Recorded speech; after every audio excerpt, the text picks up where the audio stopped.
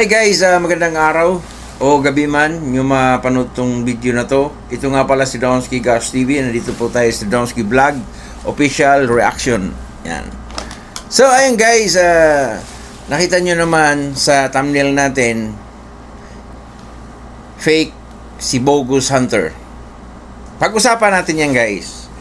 Yang si Ghost Hunter guys, isa yang mga ghost hunter dyan sa Cebu at friend yan ni Maskara nung araw. Okay? Pero bago ko reaction yan video na yan guys, bago ko reaction yung ng Cebu Ghost Hunters, panoorin muna natin itong reaction ni Maskara kung bakit friend naman sila, kung bakit tinitiran niya yung Cebu Ghost Hunter. Pakinggan nyo guys ha. Ito. Panoorin nyo. Ba ang pangalan mo? Oo. Ito yung Jeff. Cebu Ghost Jeff. Correct. Hunter. Oo, correct. Ito yung kasi observation na amin. Nanonood kami nito. Fake na fake to men. 'Di ba? Hindi ko na ipapasok to as opinion. Fake yung na video, fake to. Kasi yung on video point ni yung sagot mo. Cebu Ghost Hunters, dinajudge sa fake na fake. Fake na fake to. Ang hellfire ba dito ay kasabwat mo? Ibig sabihin, fake sila lahat niyan. Kita mo kung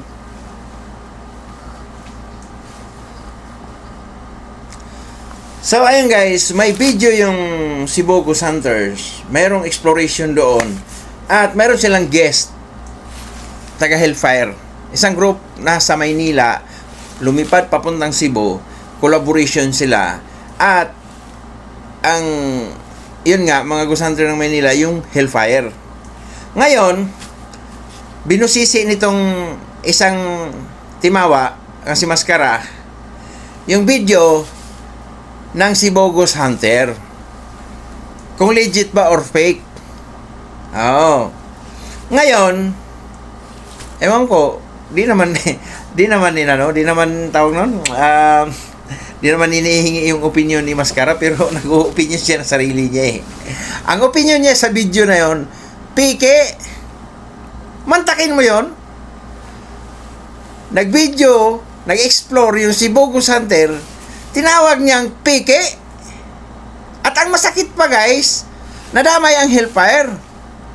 Kung panoorin nyo to sa full video, parang ginawa daw mga elements or kasangkapan yung Hellfire dito para mamiki yung Cebu Ghost Hunter. Mantakin mo naman yan. Dati mong friend, tinabla mo na, tinawag mo ng pike yung Cebu Ghost Hunter. Isipin mo yon. Alam mo ang root dito guys, kung bakit tinabla ni Maskara itong Hellfire. Siniraan, binulgar kung ano mang mga dapat ikasira sa Cebu Ghost Hunter. Ganito kasi yan guys. Itong Cebu Ghost Hunter, ito manonood to si LG eh. Yung Cebu Ghost Hunter, 8,000 subscribers noon. 2023 siguro yun. 8,000 subscribers. Ito si Maskara, 16 or 18 subscribers. 18K ha? 18,000. Nung nakita ni Maskara ang mga video ng Cebu Ghost Hunter, nagsusumikap na mag-explore, nagsusumikap na pagandahin yung video nila. Nakita ni Maskara, baka sa isip ni Maskara, baka maungusan ako nito, baka maunahan ako sa subscriber. Alam mo na, utak talang ka. Bulinaw ba? Ayaw niyang maunahan. Friend nila to, dati. Naging kagrupa ata nila to sa sa tinatawag nilang Souls, no? Founder nila si I Am Ribery. Ngayon, ang nangyari, binira niya. Kasi sa isip ni Maskara, pag birahin ko to, bababa tong views, bababa ang subscribers, hindi ito bubulusok. Nung binira niya yung mga Cebu Ghost Hunter, wala, parang kandila eh. Natunaw yung dulo eh. Yumuko eh. Mm. Pero believe na ako sa si Bogus Hunter, hindi sila hindi sila nag-react, nag-battle up. Una, tahimik lang sila, no? Para silang basang sisiw na binasa-basa lang, hindi sila gumante. Ay, ang masakit pa nito, guys. Etong Hellfire, mga friends din nila to, doon sa Maynila, mga friends nitong Hellfire, nandyan si Noriel, nandyan din si Black Sheep. At mantakin mo naman yan na damay para sasabihan pa ng mga ginawang kasangkapan para mamiki ang si Bogus Hunter. Ngayon, ang nangyari, kasi dinibang niya sinabihan niya peke, di ba? Damay ngayon yung Hellfire. Pag-uwi sa Hellfire sa Maynila, nandun siya nandun si Noriel Gastrip. Ngayon, na naman to si Maskara. Parang kinarma ba? Alam mo ng karma. Anytime man yan darating sa atin. Ngayon ang karma, nagmumotor siya na simplang. Nung nasimplang na, saklay-saklay na siya nung tungkod. Ang nangyari, inimbitahan siya doon sa DZRH TV. Nung inimbitahan siya doon sa DZRH, kasi gusto yan pabida yan di tungtuan din siya pinapunta siya doon sa DZRH. Nakatungkod. Mantakin mo naman ang nag-alalay sa kanya doon ay si Noriel, yung sinabihan niyang ginawang kagamitan doon sa mga si Bogus Hunter na namimiki. Panoorin nga natin, guys, yung pagpunta niya doon sa DZRH na sa isang TV station nga, TV station, isang radio station na papanood naman sa TV yun na ginawa na naman si Noriel na taga-alalay. Hindi lang natin i-full video, guys, pero ginawa na siya alalay doon. Ito guys, kaya nakasaklay na. Simplang kinarma Kaya ito. Sa DCRH yan. Ayan si Noriel. Alalayan na yan ni Maskara. Inalalayan yan si Maskara papunta doon sa upuan. Ngayon, mantakin mo naman yung tinira mo lang ginamit ni LG doon sa si Bogus Hunter na mimiki sila si Black Sheep. Tapos nagamit mo rin dyan sa Maynila, ginawa mong body. Para kang kugo na may hagunoy. Isa kang ulupong na timawa. Ngayon, sila si LJ, si Bogus Hunter, nanahimik lang. Sipin mo yan nanahimik lang. Maglagay tayo ng ilaw, guys. Nanahimik lang.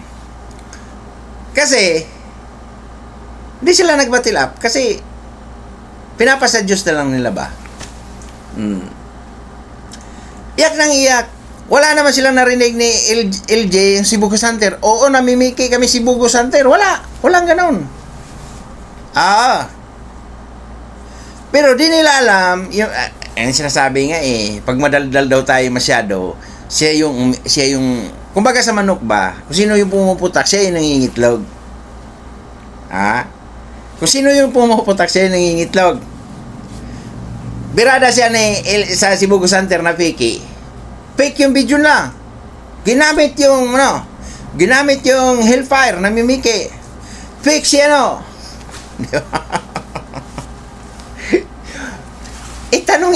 tanungin natin siya.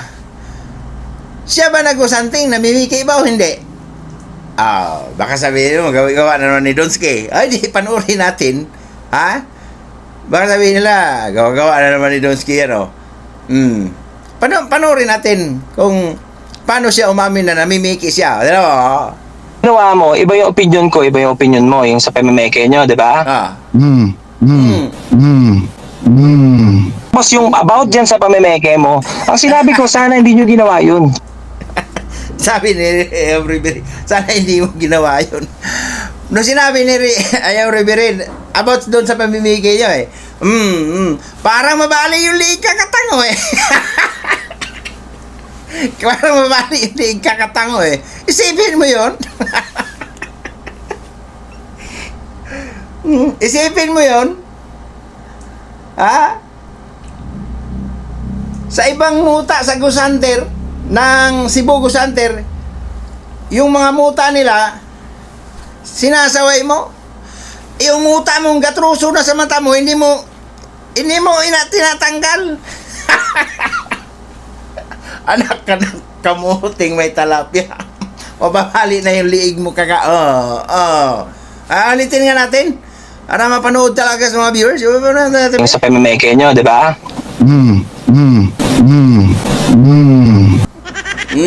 Masunurig bata.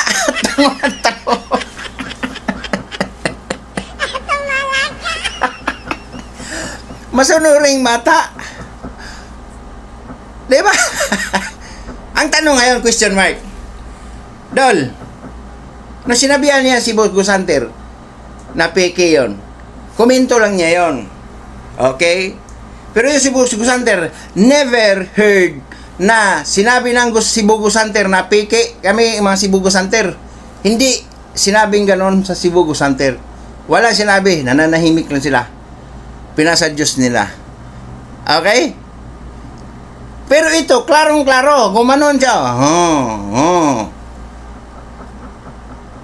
Napansin nyo?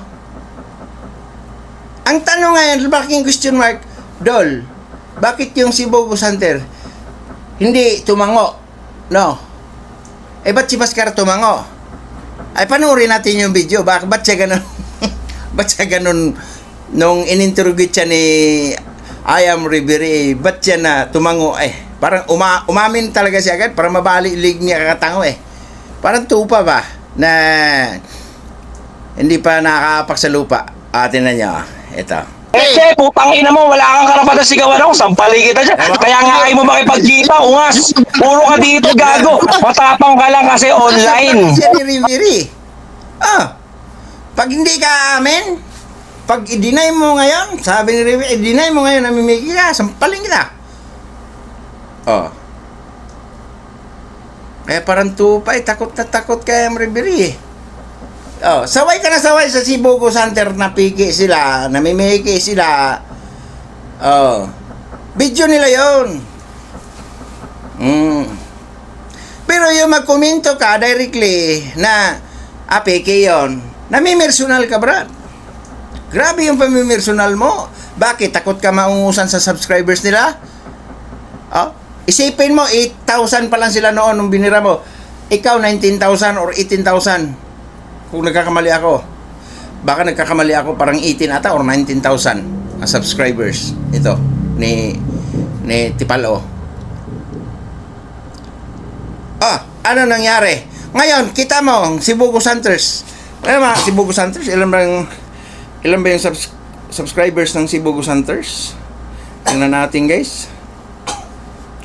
Cebu Gusanters. Para makita natin. Okay, ilan ba subscribers?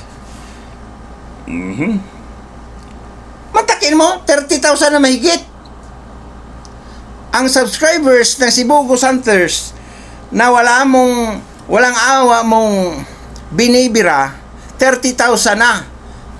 Ikaw na isang timawa ka na naninira ka sa kanila, tingnan natin ilang subscribers mo. 25 subscribers ka lang. Isa kang ulupong na hagunoy nga hindi tumubo na initan ata.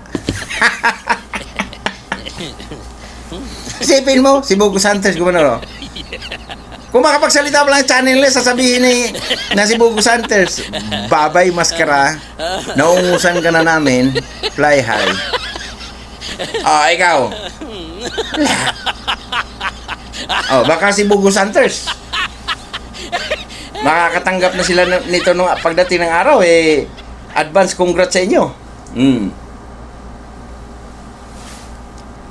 Huwag tayo, Brad, mapanghusga sa kapwa. Kahit ano pa man yung mga video nila, no? wala tayong karapatan sasabihan natin, frankly, na sasabihan natin fake sila. Pinaghirapan nila yung video na yan, punta doon sa location, nauulanan, gumastos ng gasolina, nagutom sila, kumain sila doon, napagod sila, video nila yon. Respect, Brad. Okay? Respect. O sa Bisaya pa, lami kay kaibtag bungot ba? Na? Respect, Brad. Yung si Bogo Hunter, pumunta doon, nagkandahirap yan, pumunta doon.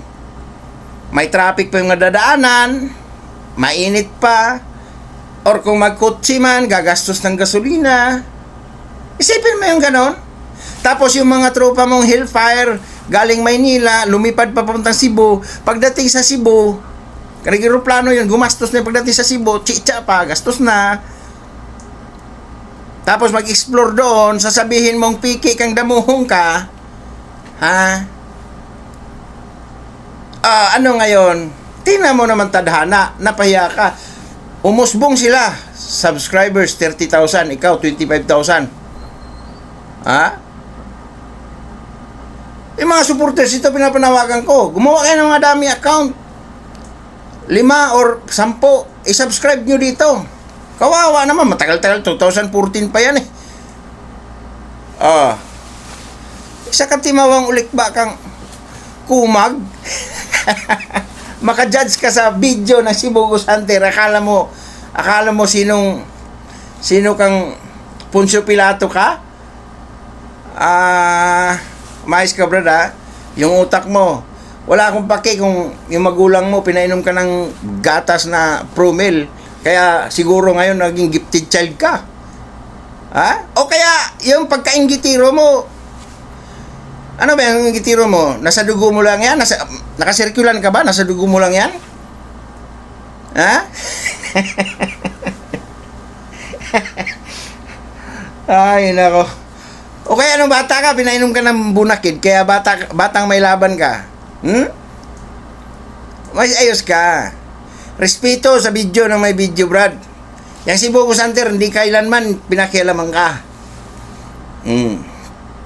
Paano ka pa i-welcome dun sa Cebu kung pupunta ka doon? May mga times na pupunta ka doon. Paano ka i-welcome doon? Ngal-ngal ka ng galgal. Kung YouTuber ka na gumawa ka, mag-explore ka ng sayo. Di yung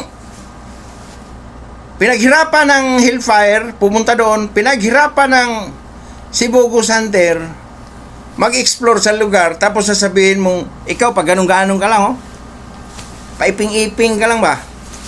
Pagkakita mo nang nakaka-upload na, susundin mo agad, no? Dakmain mo agad, no? Nung pagkadakma mo sa video, sasabihin mo, wag nyo itong, piki ito. Yan mo naman. Masasaktan yung damdamin ng mga yan. Tao yan eh. Kala mo naman, mga robot yan.